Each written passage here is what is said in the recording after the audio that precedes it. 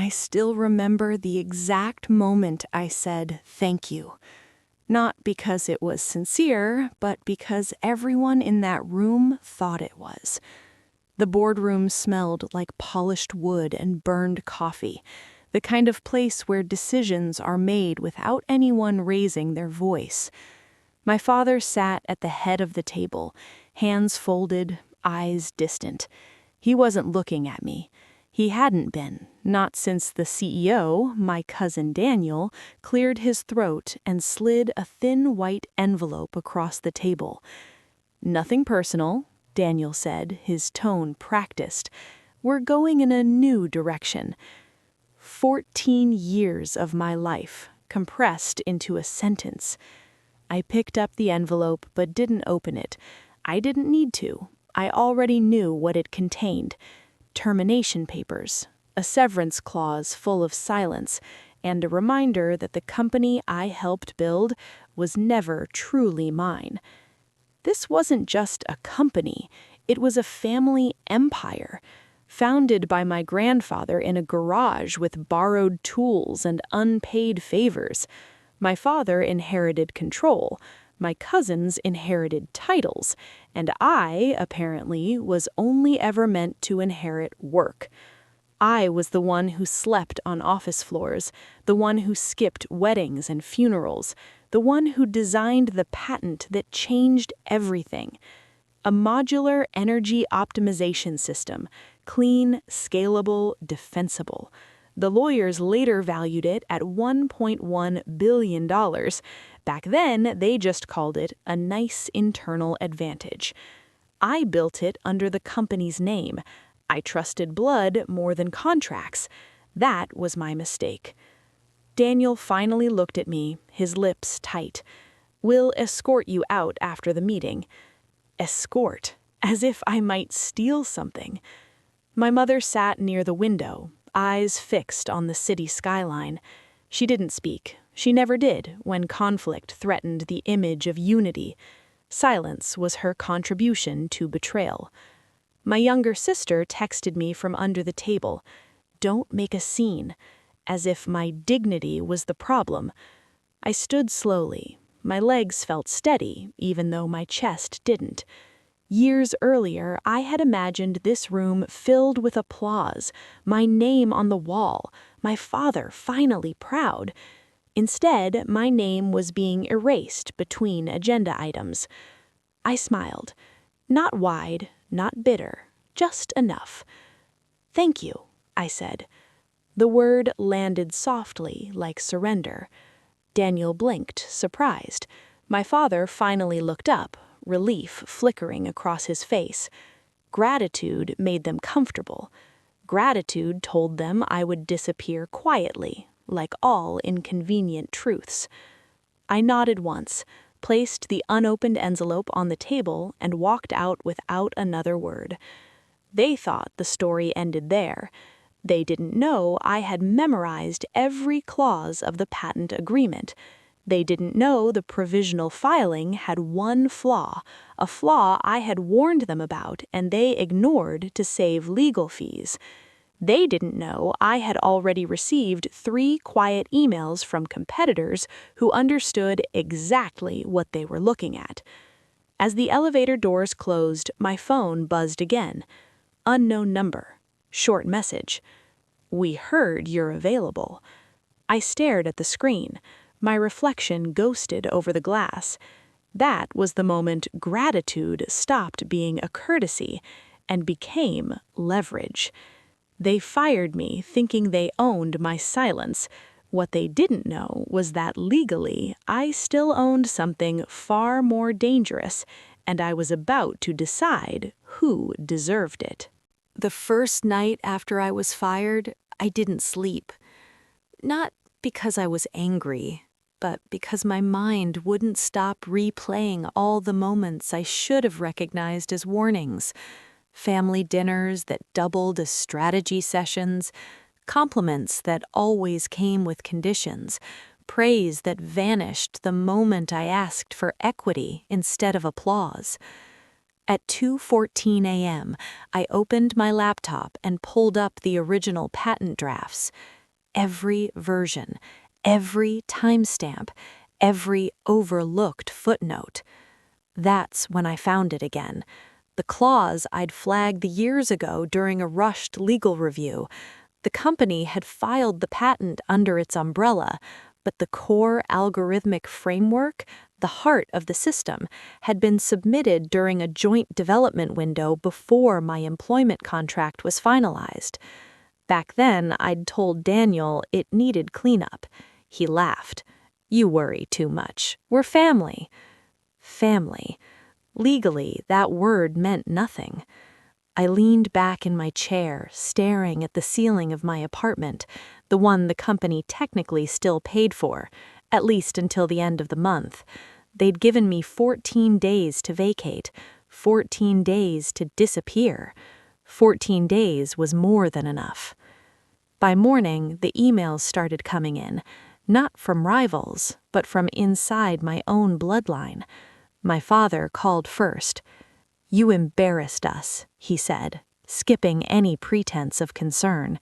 The board expected gratitude. "I said thank you," I replied calmly. "That sarcasm, that smile, you made Daniel look weak."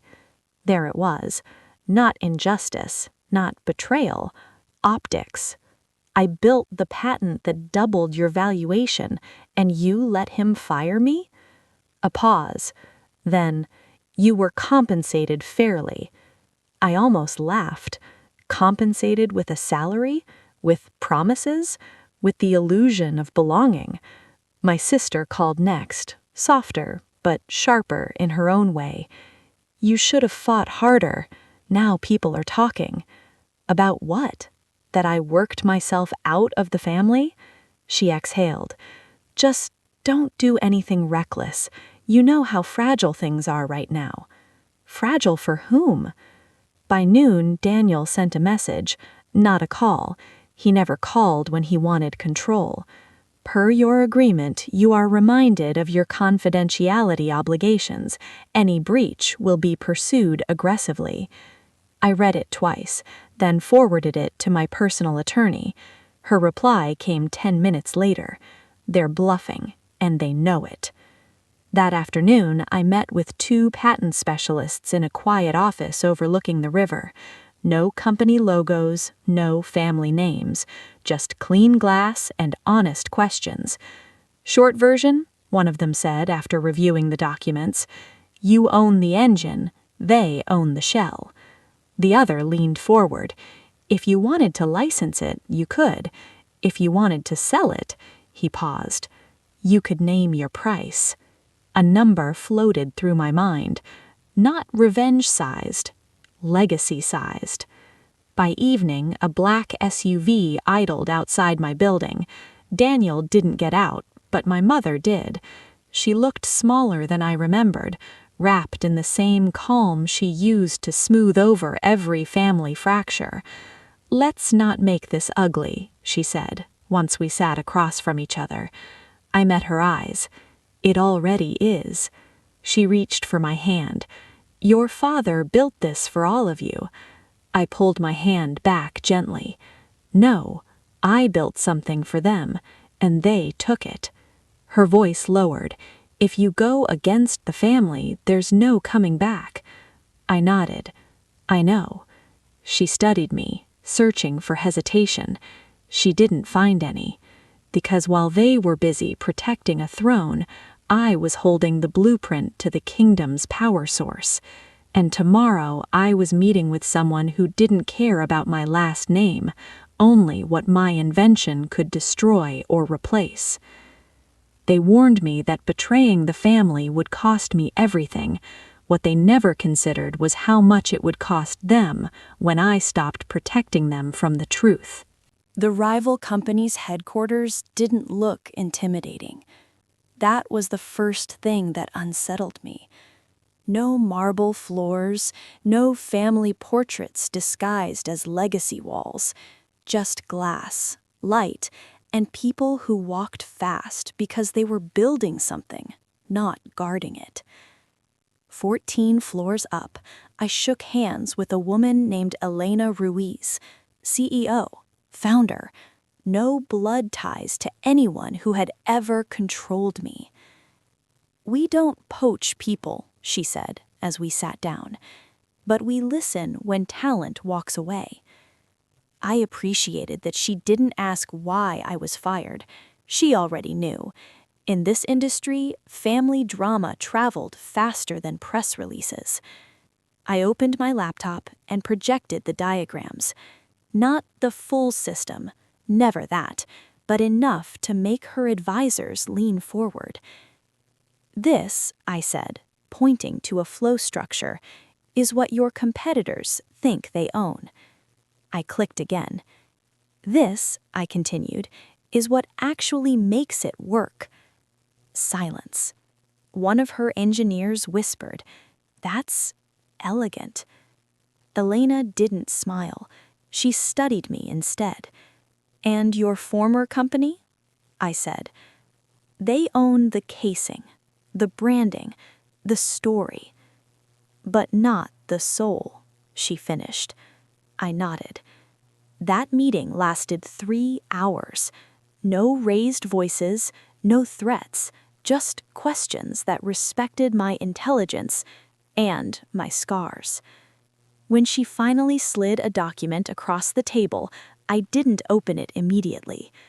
"Before we talk numbers," I said, "there's something you should know." I told her everything.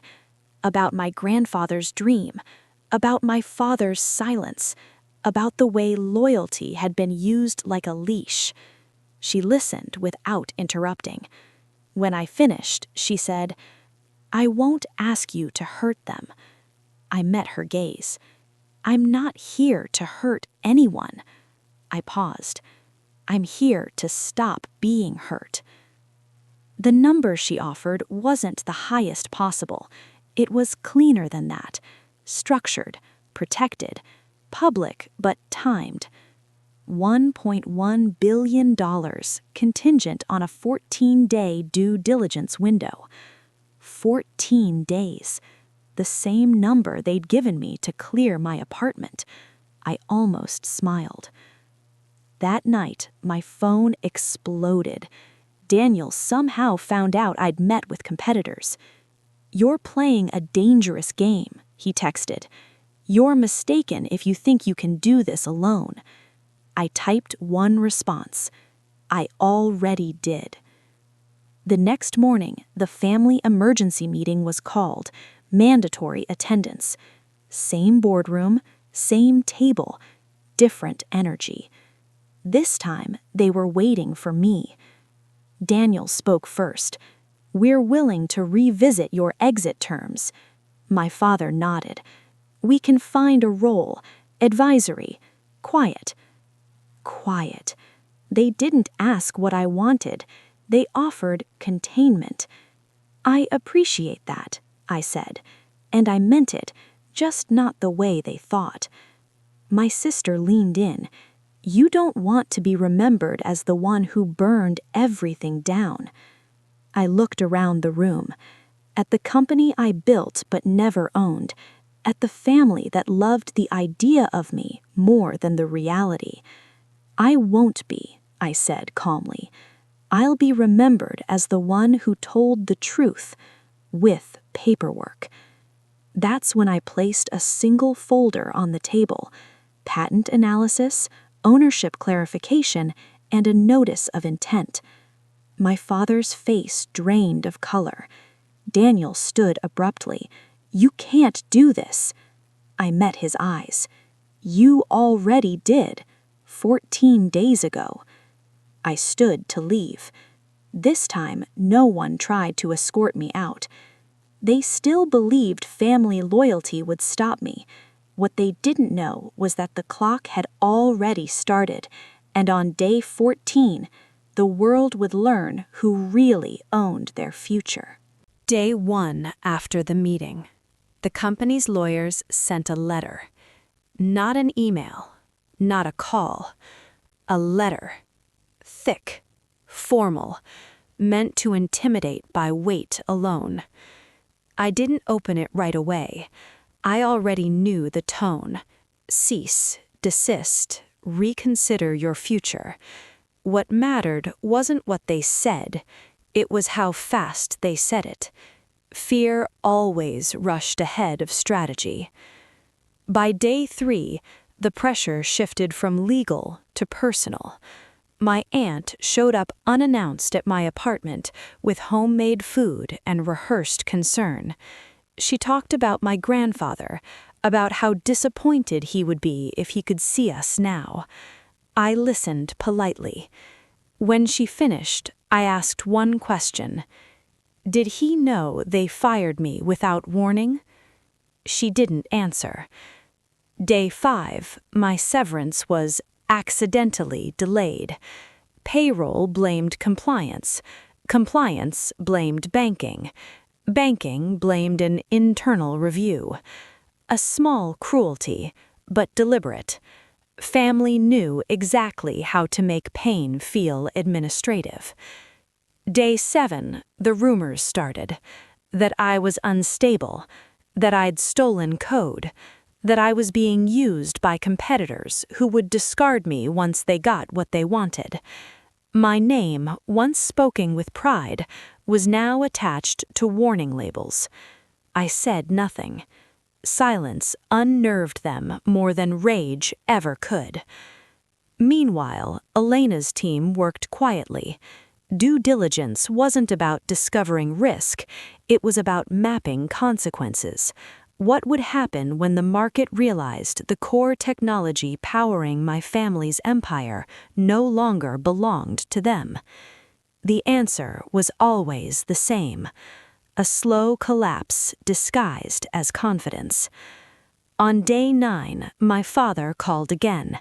His voice was different this time, older. "You don't have to do this," he said. "We can make it right." I leaned against the window, watching traffic move with purpose. "You already decided what right looked like. I just decided it wouldn't include me." He exhaled. "You're tearing the family apart." "No," I replied. "I'm showing you where it was already broken." Silence stretched between us. Then he said something I never expected. "You were supposed to be patient." That word landed heavier than any accusation. Patient while others took credit. Patient while decisions happened without me. Patient while my value was harvested and my voice muted. "I was," I said quietly, "for 14 years. Day 11, the board tried a different tactic. An offer, equity, a title, a public apology, carefully worded, of course, all contingent on one thing: returning the patent. They still thought this was about money. I declined without countering. That was the moment panic set in. Day 13, the stock dipped. Just a fraction, but analysts noticed. A rival hinting at alternative innovations made investors nervous. The story was starting to leak, not in headlines, but in whispers.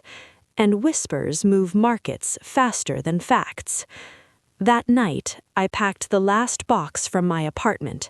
14 days, just like they ordered. My phone buzzed with a final message from Daniel. "If you do this, there's no forgiveness."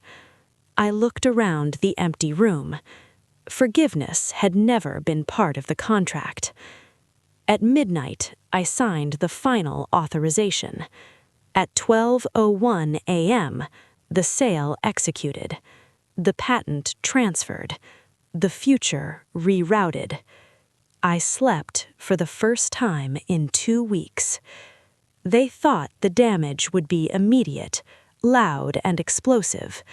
What they didn't realize was that the real consequences wouldn't hit until morning, when the world woke up and saw who no longer owned the engine of their empire.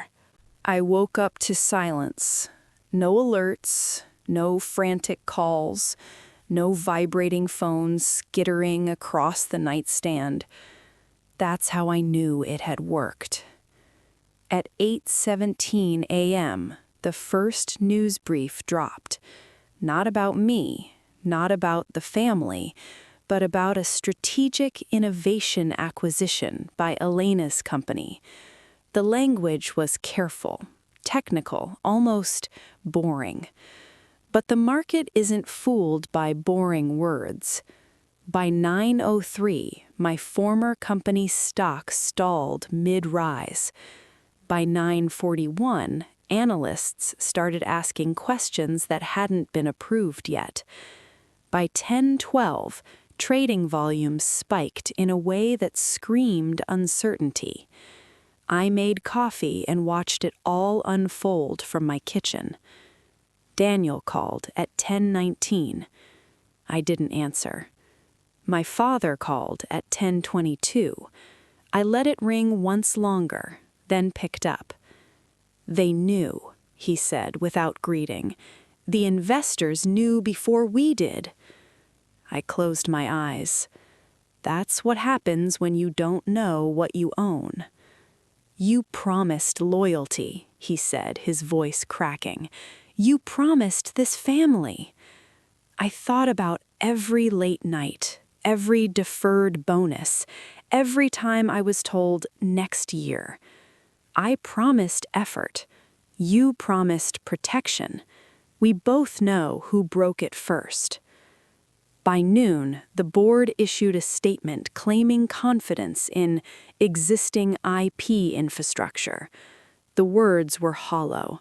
Engineers were already sending resumes elsewhere.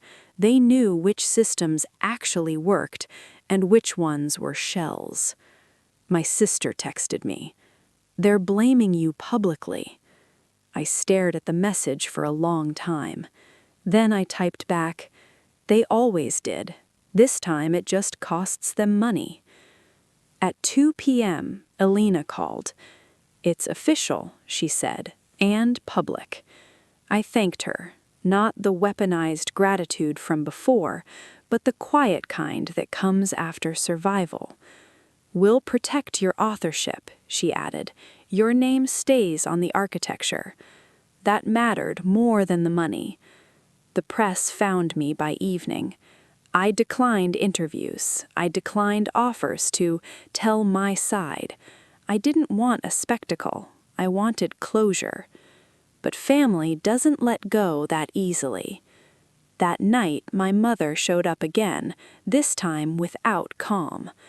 "You've humiliated us," she said, tears breaking through the composure. "Your grandfather's name—" "Is still his," I interrupted gently. "I didn't sell that." She shook her head. "You could have come home." Home. The place where my work was praised, but my presence tolerated. "I did come home. You just never opened the door." She left without another word. By day's end, my net worth was public knowledge. Friends I hadn't heard from in years reached out. So did distant relatives suddenly interested in reconciliation. I ignored them all. Because while everyone was watching the financial fallout, something quieter was happening. The company that once defined our family no longer controlled its future. Decisions were being made reactively. Fear had replaced certainty. And for the first time, they couldn't summon me to fix it. I went to bed knowing one truth. This wasn't revenge. This was consequence. They thought losing the patent was the worst part. What they didn't see yet was how quickly a family built on control begins to unravel once the one person holding it together finally lets go. The collapse didn't happen all at once. That's the lie movies tell, that empires fall in flames and headlines. In real life, they erode quietly, through meetings that end early and decisions that no one wants to own. A week after the sale, my former company announced a restructuring initiative. 2 weeks later, 3 senior engineers resigned. A month later, Daniel was removed as CEO, not publicly fired, just transitioned. The board called it mutual. The market called it overdue. My father stopped calling. That silence hurt more than the anger ever did. One afternoon, I ran into my sister at a cafe we used to go to after school. She looked tired, like someone who had spent too long defending a story she no longer believed. "They're saying you planned this for years," she said, stirring her drink, "that you were always waiting to betray us." I met her eyes. "Did you ever ask why I stayed so long?" She didn't answer. "I stayed because I thought loyalty would eventually be returned, because I believed family meant something beyond convenience." Her voice softened. "They're lost without you." I nodded. That was never supposed to be my job. She looked away, then said quietly, "I'm sorry." It wasn't forgiveness, it wasn't reconciliation, but it was real. That evening, I attended my first board meeting at Elena's company, not as a guest, not as a subordinate, but as a partner. People asked my opinion and waited for the answer. When I spoke, no one checked their phone. Respect felt unfamiliar, almost dangerous. After the meeting, Elena walked with me to the elevator. "You okay?" she asked. I considered the question. "I lost my family," I said, "but I found my voice." She nodded. "Sometimes that's the trade." Weeks passed. The headlines faded. My name stopped trending. That's when the consequences truly set in, when no one was watching anymore. My former company's valuation never recovered. The family gatherings stopped. Birthdays were missed. Invitations went unanswered. I wasn't exiled officially, I was just removed from the narrative, and that was the final betrayal. Not the firing, not the theft, but the rewriting of history, where my absence was framed as my choice alone. One night, I received a handwritten letter from my father. He wrote about mistakes, about pride, about how he thought keeping peace meant keeping control. He ended with one sentence: "I don't know how to fix this." I folded the letter carefully. Some things don't need fixing, they need acknowledging. I never wrote back, not out of spite, but because my silence no longer meant submission. It meant boundaries. And for the first time, I wasn't afraid of being the villain in someone else's story. Because I finally understood something they never did. Family isn't proven by what you take, it's proven by what you protect. I thought the story ended when I sold the patent. I was wrong. The final reckoning wasn't about money or power. It was about who I chose to become once the family no longer defined me. The last time I drove past the old headquarters, the lights were off on 3 floors. Once, those floors never slept. I didn't feel satisfaction.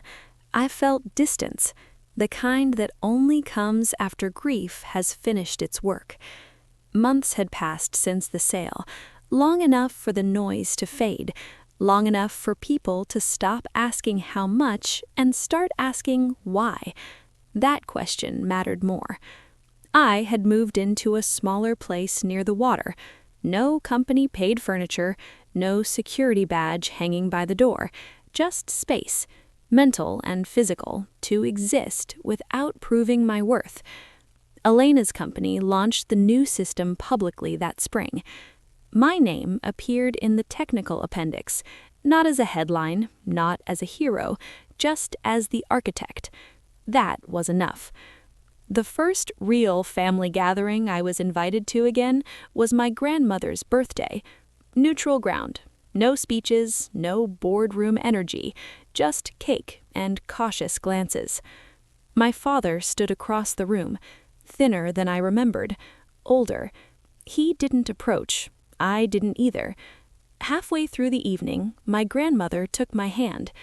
"Your grandfather would have hated the fighting," she said gently. "I know," I replied. Then she squeezed my hand. But he would have hated silence more.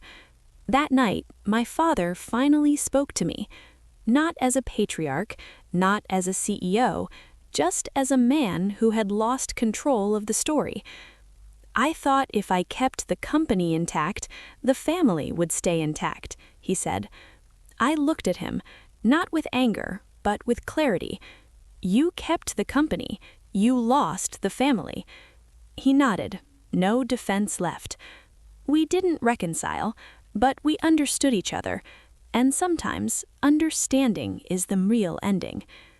People still ask me if I regret it, if I miss the power, the name, the protection of belonging to something bigger than myself. Here's the truth I never say out loud. I miss who I thought we were, but I don't miss who I had to become to survive there. The $1.1 billion didn't change me the way they expected. It didn't make me loud or reckless or cruel. It made me free. Free to choose partnerships instead of blood contracts.